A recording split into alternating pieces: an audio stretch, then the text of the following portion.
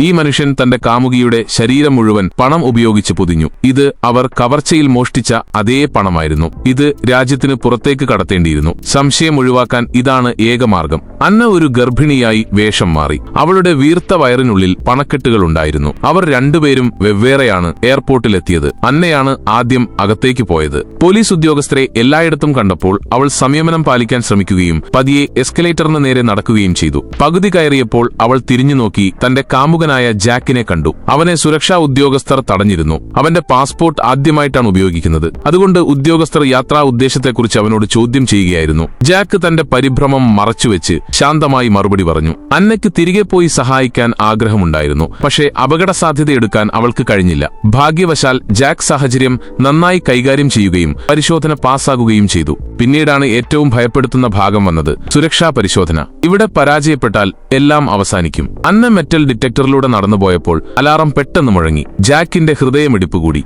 അവൻ ശ്രദ്ധിക്കാത്ത പോലെ തല വേഗത്തിൽ തിരിച്ചു. അന്ന നെക്ലേസ് ഊരിവെച്ച് വീണ്ടും അതിലൂടെ നടന്നു. ഇത്തവണ ശബ്ദമുണ്ടായില്ല. അവർ രണ്ടുപേരും സുരക്ഷാ പരിശോധന കടന്നു. ആശ്വാസം നിറഞ്ഞ മുഖത്തോടെ അവർ വിമാനത്തിലേക്ക് പോയിക്കൊണ്ടിരുന്നു. അവർ പരസ്പരം നോക്കി. തങ്ങളുടെ പദ്ധതി വിജയിച്ചുവെന്ന് വിശ്വസിച്ച് അവർ പുഞ്ചിരിച്ചു.